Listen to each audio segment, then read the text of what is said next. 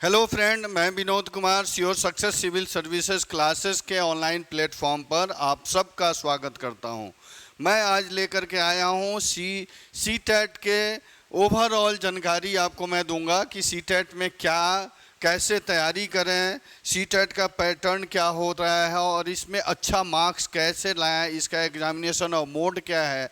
क्योंकि अगर आप सी टेट की तैयारी कर रहे हैं, करने का सोच रहे हैं, तो ये सब जानकारी बहुत इम्पोर्टेंट है। और मैं डिस्कस करूंगा कि सी टेट में अच्छा अंक कैसे प्राप्त किया जाए, सी टेट की प्रिपरेशन कैसे की जाए ताकि अच्छा अंक आए। अगर आप ध्यान रखेंगे, सी टेट में अगर अच्छा अंक आप नहीं लाते हैं तो फिर आपको बिहार में तो प्रॉब्लम होगा ही, यूपी में भी प्रॉब्लम होगा, समझ गए। लेकिन कोशिश करना है कि सी टेट अगर अटैम्प्ट कर रहे हैं तो इसमें अच्छा अंक आप प्राप्त करें। चलिए आइए हम लोग देखते हैं सी टेट दिसंबर 2022 की बात करेंगे, क्योंकि सी टेट दिसंबर 2022 का नोटिफिकेशन आ गया है और यह एग्जामिनेशन दिसंबर में होगा, निश्चित रूप से दिसंबर में होगा, क्योंकि इसकी डेट अनाउंस होने वाली है और ये कंफर्म है कि दिसंबर में एग्ज़ाम हो जाएगा। इसके पहले सी टेट जब भी एग्ज़ाम लेती थी तो यह 6 महीना पहले इन्फॉर्मेशन देती थी, लेकिन इस बार कुछ प्रॉब्लम हो गया, इसके वजह से यह टाइम कम मिल रहा है आप लोगों को। मात्र 2.5 से 3 महीने का समय है और इस समय में अच्छा तैयारी करना है आपको अभी से ही। अगर आप सोच रहे हैं कि हाँ तैयारी करेंगे तो ये गलत बात है, आप अभी से ही पूरे जोर शोर से लग जाएं सी टेट की तैयारी करने में। चलिए हम लोग बात कर देंगे, पहले समझनेंगे, बेसिक चीज़ों को समझने की कोशिश करेंगे। यहाँ हम लोग ये समझेंगे कि सी टेट और टेट क्या होता है। CTET, what is CTET और टेट, और इसकी वैलिडिटी क्या है।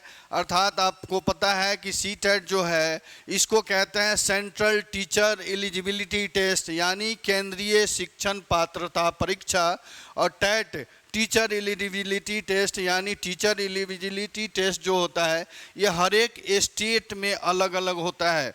स्टेट वाइज इसका नाम बढ़ जाता है। जैसे मान लीजिए यूपी टेट हो गया तो उत्तर प्रदेश का टेट होगा तो यूपी टेट हो गया, बिहार टेट हो गया, हरियाणा टेट हो गया, स्टेट हो गया, फिर तमिलनाडु टेट हो गया, यानी अदर स्टेट में अलग अलग टेट ऑर्गेनाइज किए जाते हैं। इसके अलावा हमारी सेंट्रल गवर्नमेंट जो है यह सी टेट ऑर्गेनाइज करती है, सेंट्रल टीचर एलिजिबिलिटी टेस्ट। और सेंट्रल टीचर एलिजिबिलिटी टेस्ट जो है, केंद्रीय शिक्षक पात्रता परीक्षा, ये सभी जगह मान्य है, सभी जगह मान्य है। और इसकी वैलिडिटी, पहले इसकी वैलिडिटी 5 साल हुआ करती थी, फिर 7 साल से बढ़ा करके इसको लाइफ टाइम कर दिया गया है। यानी ध्यान रखेंगे, आप एक बार एनर्जी लगा करके सी टेट पास कर जाते हैं तो इसकी वैलिडिटी कितने दिन तक रहेगी, लाइफ टाइम रहेगी। चलिए आगे हम फिर इसके पैटर्न की बात करते हैं हम लोग।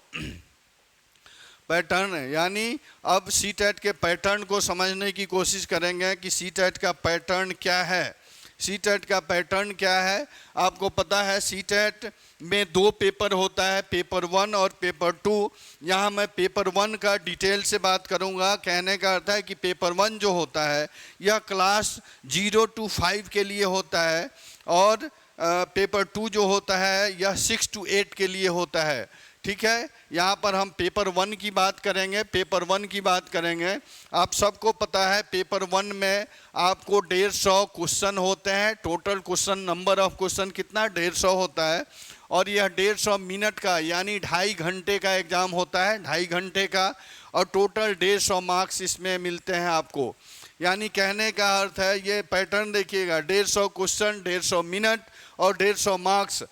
सबसे इम्पॉर्टेंट पॉइंट है इसमें नेगेटिव मार्किंग नहीं है, नो नेगेटिव मार्किंग। आप ध्यान रखेंगे, बहुत बच्चे नेगेटिव मार्किंग से परेशान हो जाते हैं, चिंतित हो जाते हैं, इसलिए आपको चिंता की आवश्यकता नहीं है। आप 150 का 150 क्वेश्चन अटेम्प्ट करेंगे, अनफॉर्चुनेट क्वेश्चन गलत भी होते हैं तो मार्क्स कटने का गुंजाइश नहीं है, यानी नो नेगेटिव मार्किंग है। ध्यान रखेंगे, मैं एक बार और रिपीट कर दूं, यानी पेपर 1 में 150 क्वेश्चन होते हैं, 150 मार्क्स के होते हैं और यह 150 मिनट का होता है, यानी 2.5 घंटे का, 2.5 घंटे का होता है। और इसमें देखें, अगर मैं पैटर्न की बात करूं तो पेपर 1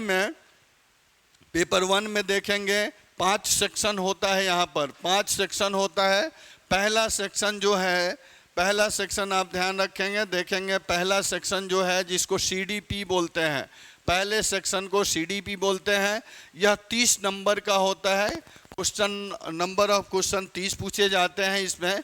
CDP अर्थात देखेंगे child development and pedagogy, child development and pedagogy बोलते हैं इसको। बाल विकास और शिक्षण शास्त्र बोलते हैं। बाल विकास से आपको 30 प्रश्न पूछे जाते हैं। सेकेंड सेक्शन हो गया लैंग्वेज 1, लैंग्वेज 1 इसमें भी 30 प्रश्न पूछा जाता है। लैंग्वेज 3 में भी 30 प्रश्न होते हैं। चौथा सेक्शन हो गया EVS, EVS का अर्थ है इन्वायरमेंटल स्टडीज, इन्वायरमेंटल स्टडीज से भी 30 प्रश्न होते हैं यहाँ पे। पांचवा सेक्शन मैथ्स हो गया, मैथ्स से भी 30 प्रश्न पूछा जाता है। लेकिन ध्यान रखेंगे यह जो CDP के अलावा 4 सेक्शन जो हैं जिसमें 30 प्रश्न पूछे जा रहे हैं, इसमें 15 प्रश्न जो होता है यह थ्योरी से पूछा जाता है। सपोज कीजिए लैंग्वेज 1 जो है, लैंग्वेज 1 में अगर आप हिंदी लेते हैं तो हिंदी से गद्यांश और पदांश होते हैं और व्याकरण से कुछ प्रश्न पूछे जाते हैं। इनसे प्रश्न पूछने की संख्या कितनी होती है? 15 होती है। और बाकी 15 प्रश्न जो होते हैं ये पेडागोजी से होते हैं, यानी शिक्षण शास्त्र से होते हैं। इसी तरह लैंग्वेज 2 में अगर इंग्लिश रखते हैं तो इसमें पैराग्राफ होता है, कंप्रीहेंशन होता है सॉरी, पैराग्राफ और कंप्रीहेंशन पूछे जाते हैं। और इसमें ग्रामर से 2-4 क्वेश्चन पूछ लिए जाते हैं। जो 15 क्वेश्चन हम पूछने की संख्या 15 होती है और 15 पेडागोजी से, यानी लैंग्वेज सेकेंड से संबंधित पेडागोजी से 15 क्वेश्चन यहाँ पूछे जाते हैं। EBS से आपको 15 थ्योरी से प्रश्न पूछा जाता है और 15 पेडागोजी से प्रश्न पूछा जाता है। मैथ्स जो होता है, मैथ्स ध्यान रखेंगे अंडर मैट्रिक मैथ होता है। अगर मैट्रिक तक मैथ्स को आप ध्यान रखेंगे 7, 8, 9, 10 के क्लास के मैथ्स अच्छे से कर लिए हैं तो यहाँ से आप मैथ्स कर लेंगे इजी वे में। तो यहाँ मैथ्स से पूछे जाने वाले प्रश्नों की संख्या 15 और 15 पेडागोजी से, यानी मैथ के पेडागोजी से, मैथ के शिक्षण शास्त्र से प्रश्न पूछे जाते हैं। अगर आप ध्यान रखेंगे टोटल पेडागोजी से प्रश्न पूछे जाने की संख्या यहाँ पर है, यहाँ पर देखेंगे 30, 30, 60 और 15 हो गया, यानी 15 आपको मैथ्स हो गया, 15 EBS, 15 language first, language second और CDP। यानी देखेंगे यहाँ 90 प्रश्न जो होते हैं, आप देखेंगे टोटल प्रश्नों की संख्या कितनी हुई 150, और 150 में आप 30, 30, 60 और 15 ये 75 प्रश्न जो हैं यहाँ पर ये पेडागोजी से प्रश्न पूछे जाते हैं। पेडागोजी, अगर आपका शिक्षण शास्त्र यहाँ कंप्लीट है, शिक्षण शास्त्र प्लस ये CDP का 15 प्रश्न यानी 90 प्रश्न आप संभवतः यहाँ से पेडागोजी और चाइल्ड डेवलपमेंट से पूछ लिए जाते हैं। अगर इतना सेक्शन कंप्लीट है आपका, इतना सेक्शन अगर आपका कंप्लीट है तो आप आराम से इजी वे में पास कर सकते हैं। समझ गए? देखें यानी यहाँ प्रश्नों की संख्या कितनी है 150 है। 150 में पास होने के लिए आपको 60% मार्क्स लाना है, यानी 90 नंबर ला रहा है तो आप पास कर जाएंगे। लेकिन ध्यान रखेंगे 90 नंबर में बिहार में टीचर बनने में प्रॉब्लम होगी आपको, तो कोशिश करना है कि यह स्कोर कम से कम 115 ले जाएं, 115 ले जाएं। और इसका टेक्निक है कि आप शिक्षण शास्त्र के प्रश्नों को सही ढंग से कर ले रहे हैं, अच्छे से कर ले रहे हैं प्रैक्टिस के साथ, तो आपका स्कोर बढ़ने का चांस रहता है। चलिए आइए इसको देखते हैं, फिर आगे हम बढ़ते हैं। आगे देखते हैं कि इसका एग्जामिनेशन मोड क्या है। एग्जामिनेशन मोड आपको पता है कि पिछले साल से CTET जो है यह ऑनलाइन एग्ज़ाम ले रही है। ऑनलाइन यानी एग्जामिनेशन मोड जो है ये ऑनलाइन है, इसलिए आप प्रैक्टिस भी करें। जब आप तैयारी करें तो ऑनलाइन मोड में प्रैक्टिस करें क्वेश्चन सोल्व करने का। लेकिन ध्यान रखेंगे सिर्फ CTET ही ऑनलाइन मोड है। इसके अलावा अगर आप स्टेट दे रहे हैं, किसी स्टेट का टेट दे रहे हैं, जैसे यूपी टेट हो गया, बिहार टेट हो गया, टेट हो गया, या अदर स्टेट का टेट्स हो गया, तो ये सारे अभी ऑफलाइन मोड में ही हैं, अर्थात सी टेट सिर्फ और सिर्फ ऑनलाइन मोड में है। इसके अलावा जितने एस्टेट हैं ये सब ऑफलाइन मोड में है। पेपर यानी OMR शीट मिलेगा, उस पर आपको कलर करना है। तो ध्यान रखेंगे, सी टेट की तैयारी अगर आप कर रहे हैं तो आपको क्या करना है, ऑनलाइन प्रैक्टिस भी करना है। फिर हम लोग आते हैं कि देखिए इसके पैटर्न को देखेंगे। इसके पैटर्न को हमने देख लिया, इसके पैटर्न को देख लिया, मोड को देख लिया। अब देखेंगे कि हाउ टू प्रिपेयर, इसका प्रिपरेशन कैसे करें, इसकी तैयारी कैसे करें। बहुत दुविधा होती है, बहुत बच्चे इस दुविधा में रहते हैं कि हम स्टार्ट कैसे करें, इसकी तैयारी कैसे करें। तो देखिए, कोई जरूरी नहीं है कि आप कहीं से क्लास लें, आप सेल्फ स्टडी भी कर सकते हैं। सेल्फ स्टडी भी से भी अच्छी तैयारी हो सकती है, लेकिन अगर प्रॉब्लम आता है तो आपको हेल्प लेना चाहिए। तो इसके लिए सबसे बढ़िया है, सबसे अच्छा टेक्निक है कि आप NCERT की बुक्स को फॉलो करें। सपोज कीजिए आप पेपर 1 की तैयारी कर रहे हैं, पेपर 1 की तैयारी कर रहे हैं, तो NCERT की बुक्स यानी EVS की मैं बात करूं, EVS की मैं बात करूं तो EVS के लिए क्लास 3rd से लेकर के 5 तक के EVS को, इन्वायरमेंटल स्टडीज़ को देख लें। वहीं से छोटे छोटे प्रश्न कंसेप्चुअल भी पूछे जाते हैं, फैक्चुअल भी पूछ लिए जाते हैं।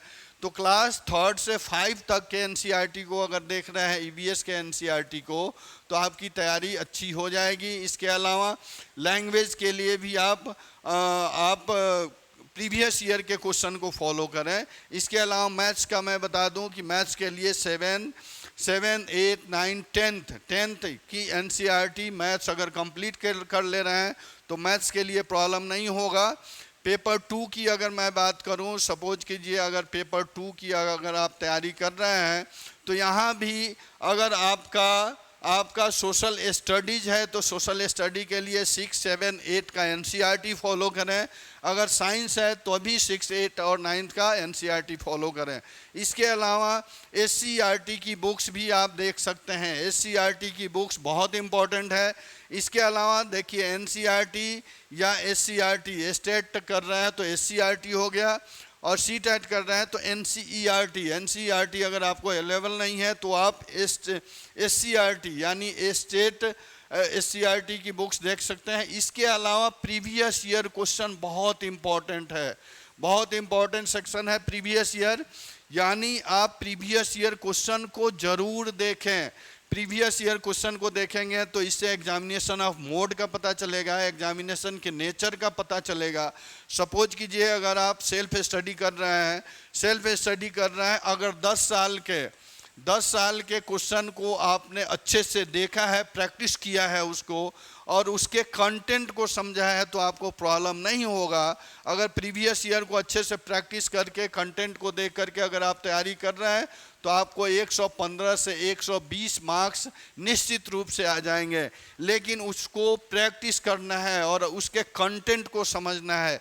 NCERT और SCERT प्लस, देखिए आपकी तैयारी के लिए सबसे बेसिक चीज़ है NCERT की बुक्स, SCERT और साथ में प्रीवियस ईयर क्वेश्चन। और सबसे इम्पोर्टेंट सेक्शन हो जाता है child development pedagogy. Child development pedagogy यानी जिसको CDP बोलते हैं, यह CDP बहुत इम्पोर्टेंट होता है, क्योंकि CDP का जो सेक्शन होता है, आप ध्यान रखेंगे, CDP की मैं बात करूं, यह CDP का जो कुछ सेक्शन होता है, यह पेपर 1 और पेपर 2 में दोनों सेक्शन सेम होता है, ये सेम होता है। और तीसरा सेक्शन लैंग्वेज की अगर बात करूं, ये लैंग्वेज 1 और लैंग्वेज 2, ये तीनों सेक्शन यानी आप 90 नंबर का जो क्वेश्चन होता है ये दोनों सेम होता है। पेपर 1 और पेपर 2 में 90 नंबर का क्वेश्चन का जो पैटर्न है ये सेम है, कॉमन है। यानी 3 सेक्शन CDP हो गया, चाइल्ड डेवलपमेंट पेडागोजी, लैंग्वेज 1 और लैंग्वेज 2 का पैटर्न जो होता है दोनों पेपर में सेम होते हैं, और दोनों पेपर में ये सेम सेक्शन यानी इनका ये कॉमन सेक्शन है। कॉमन सेक्शन है। अगर आप सीडीपी की तैयारी अच्छे से कर रहे हैं, लैंग्वेज 1 लैंग्वेज 2 की तैयारी अच्छे से कर रहे हैं, तो आपका दोनों पेपर में ये काम देगा, दोनों पेपर में कॉमन होता है। और मैं बार बार आपको प्रीवियस ईयर क्वेश्चन इसलिए बोल रहा हूँ कि यहाँ पर रिपीटेशन के चांस बहुत होते हैं, क्वेश्चन यहाँ पे रिपीट होता है और संभावना होती है कि प्रीवियस ईयर से क्वेश्चन ही पूछ ली जाए, तो यह बहुत आपको फ़ायदा करेगा। इसके साथ क्वेश्चन के नेचर का पता चलेगा। अगर इस मोड से आप तैयारी कर रहे हैं तो आपकी तैयारी अच्छी होगी और अच्छा मार्क्स, अच्छा अंक आप ला सकते हैं और अच्छे स्कूल में टीचर बन सकते हैं। ध्यान रखेंगे, सीटेट बिना पास किए, अगर आप बीएड किए हैं, डीएलएड किए हैं, तो सीटेट बिना पास किए आप किसी अच्छे स्कूल में टीचर नहीं बन सकते हैं। अच्छे स्कूल के अलावा गवर्नमेंट स्कूल में तो बन ही नहीं सकते हैं। गवर्नमेंट स्कूल में टेट बहुत अनिवार्य है। वह स्टेट का स्कूल हो या आपको नवोदय विद्यालय हो या सेंट्रल स्कूल हो, सभी में टेट सीटेट अनिवार्य कर दिया है। इसलिए आप ध्यान रखेंगे, अगर बीएड और डीएलएड आपने कर लिया है तो आप सीटेट अवश्य करें, क्योंकि सीटेट किए बिना बीएड और डीएलएड का कोई इम्पोर्टेंस नहीं है, कोई मतलब नहीं है। अगर आप सीटेट कर रहे हैं तो अच्छे स्कूल में टीचर बनेंगे और आपकी सैलरी भी अच्छी होगी और आप अपने सपने को साकार करेंगे। चलिए आइए फिर अगले वीडियो में मिलते हैं अलग से इन्फॉर्मेशन के साथ। तब तक के लिए धन्यवाद।